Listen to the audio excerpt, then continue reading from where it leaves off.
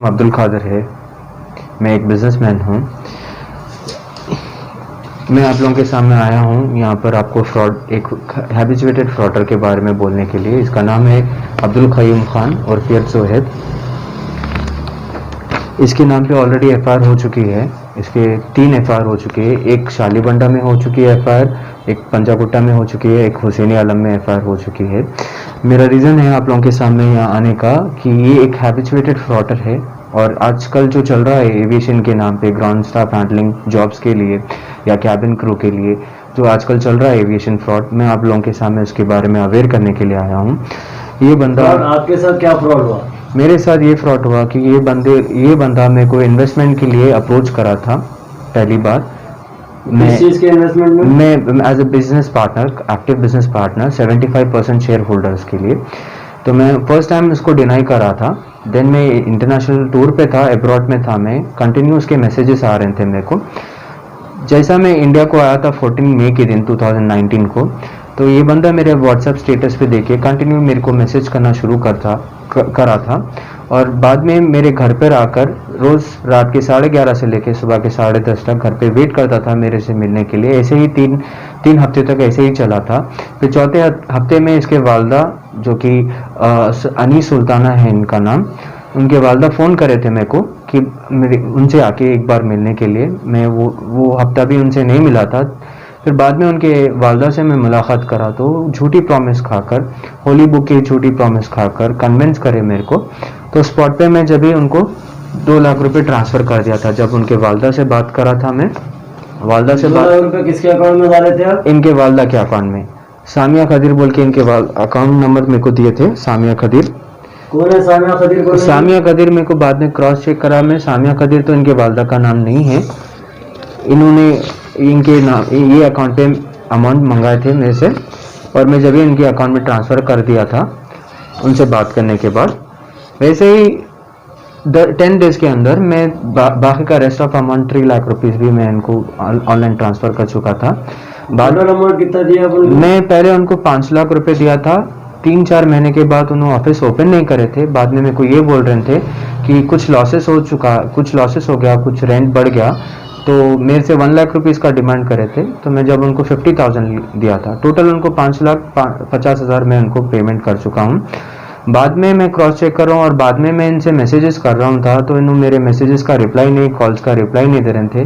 बाद में मेरे को मालूम हुआ कि एक एविएशन अकेडमी डाले थे इन्होंने बंजारा हिल्स पे, Shri business tower opposite to silver salt road number 1 पे। मैं जब जाके उनसे पूछा था कि मलकपेट के ब्रांच का क्या हुआ, तो जब उन्होंने मेरे को ये बोल रहे थे कि वहाँ पर कुछ सिविल सूट का मैटर चल रहा है बिल्डिंग ये जो 5.5 लाख रुपए दिया आपकी मलकपेट की ऑफिस के लिए, वो ऑफिस ओपन हुआ ही नहीं और अभी तक ऑफिस ओपन नहीं करे थे। मैं फिर ओनर से जब मालूम करा तो 3 महीने में उनका एग्रीमेंट खत्म हो रहा था। अब वक्त कितना हो गया टोटल आपसे? मैं उनको दे के 2 साल हो चुका है। अभी 2 साल में अभी तक ओपन नहीं हुआ? ना ऑफिस ओपन करे, ना ही मेरे को ऑफिस पे कहीं बिठाए, ना ही मेरे को कुछ उससे प्रॉफिट हुआ।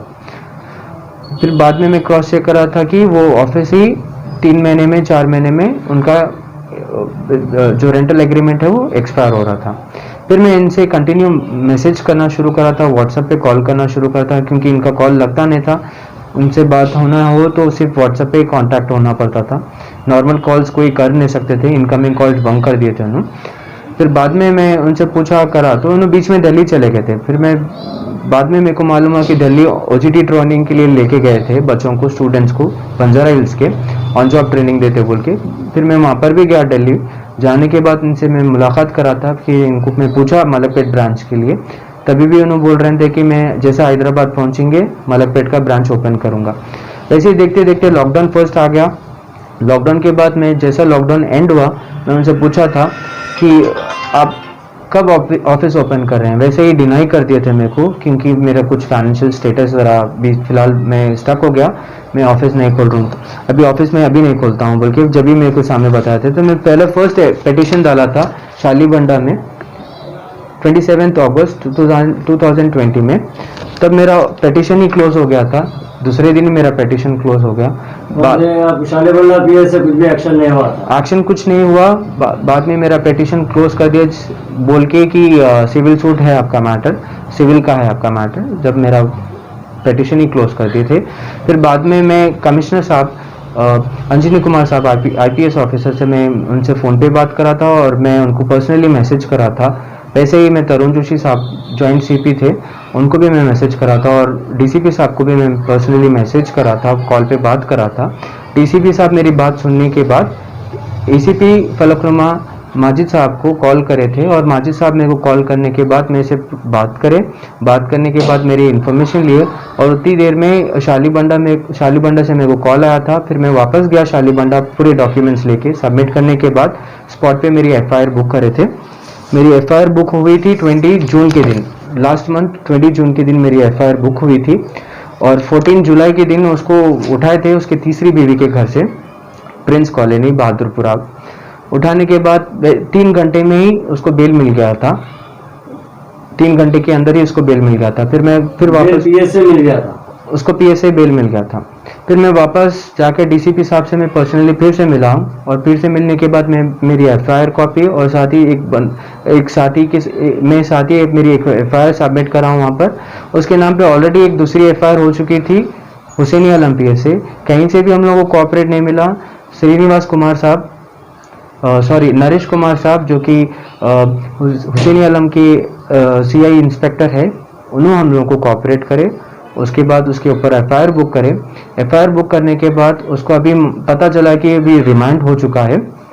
हम लोग को मालूम हुआ कि क्योंकि मैं आज PS को गया था, जाने के बाद मुझे मालूम हुआ कि वो रिमांड हो चुका है। मेरा रीज़न है आप लोगों के सामने आने का, जो आजकल फ्रॉड चल रहा है एविएशन के रिलेटेड, वो फ्रॉड के लिए मैं आप लोगों के सामने आ रहा हूँ। आप हुकूमत और पुलिस से क्या चाह रहे हैं? मैं डिमांड करता हूँ ऐसे लोगों के ऊपर स्ट्रिक्ट एक्शन लेने के लिए। ऐसे लोग जो कि आजकल बच्चों के लिए, जो आजकल का यूथ है, आजकल के बच्चों के लिए जो स्पॉइल कर रहे हैं उनका करियर, सेइंग अबाउट एविएशन के ताल्लुक से, एयरपोर्ट ऑपरेशंस और ग्राउंड स्टाफ हैंडलिंग के लिए या फिर कैबिन क्रू के लिए, ऐसे लोगों के लिए मैं डिमांड करता हूं हुकूमत से और कमिश्नर साहब से कि इसके ऊपर स्ट्रिक्ट एक्शन ले और इसको PT एक्ट में बुक करें। क्योंकि मेरे ताल्लुक से नहीं, ऐसे कंटिन्यू फ्रॉडर है, ये हैबिचुएटेड फ्रॉडर है। इसके नाम पे और कोई है इसके झांसे में फंसने वाला? बहुत सारे स्टूडेंट्स हैं जो कि अभी फिलहाल इसके झांसे में फंस चुके हैं। अभी वो स्टूडेंट्स थोड़े आ रहे हैं और थोड़े जने मैं अपील करता हूं दूसरे स्टूडेंट्स के जो ऑलरेडी पहले से इसके अफेक्टेड हो गए, इसके साथ प्रॉब्लम में आ गए, मैं आप लोगों से रिक्वेस्ट करता हूं आप लोग भी अपने नियरेस्ट PS को जाइए, नियरेस्ट पुलिस स्टेशन जाके इसके नाम पे FIR बुक कराइए, इन्वेस्टिगेशन चालू कराइए। क्योंकि ऐसे लोग को जो कि बच्चों का करियर खराब कर रहा है, बच्चों का लाइफ स्पॉइल कर रहा है, ऐसे लोगों को सख्त से सख्त कानून, सख्त से सख्त सजा होने के लिए मैं डिमांड करता हूं। और इसके साथ साथ इसके मदर भी इन्वॉल्वमेंट है। इनके मदर का नाम अनी सुल्ताना है, जो कि मेरे को फर्स्ट टाइम पे कन्विंस करे थे पेमेंट के लिए। जब मैं उनसे मिला, मेरे से कन्विंस करे थे, होली बुक पे प्रॉमिस खा के मेरे से कन्विंस करे। उनको देखने के बाद मैं स्पॉट पे उनको 2 लाख रुपए उनके अकाउंट में ट्रांसफर करा। बाद में 10 डेज के अंदर ही मैं उनको बाकी का rest of amount transfer. Mother के अलावा कोई और भी इन्वॉल्व है इसके अंदर? इसके अंदर इनकी 3rd वाइफ सालेहा, उन्होंने भी इन्वॉल्वमेंट है।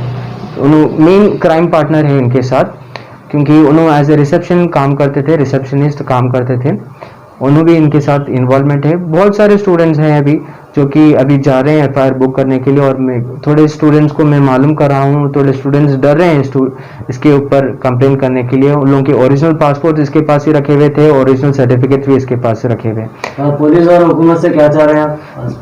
मैं पुलिस और हुकूमत से मैं ये चाह रहा हूँ कि बच्चे के जो ओरिजिनल पासपोर्ट्स और सर्टिफिकेट्स उसके पास फंसे हुए हैं वो रिलीज करवाना, और इनके जो भी पैसे बाकी है, जो भी पैसे जो लेके फ्रॉड करा है स्टूडेंट के साथ, मैं स्पेशली रिक्वेस्ट करता हूं हमारे कमिश्नर साहब से, अंजनी कुमार साहब से, कि इसके ऊपर स्ट्रिक्ट एक्शन लेने के बाद इसके जितने भी फ्रॉड करा था उसके पैसे रिफंड करवाने के लिए कोशिश करें, और साथ ही साथ इसके जितने भी ओरिजिनल पासपोर्ट्स हैं और डॉक्यूमेंट्स हैं वो रिटर्न कराने की कोशिश करें। आप कहाँ के रहने वाले हैं? मैं यहीं हैदराबाद का रहने वाला हूँ।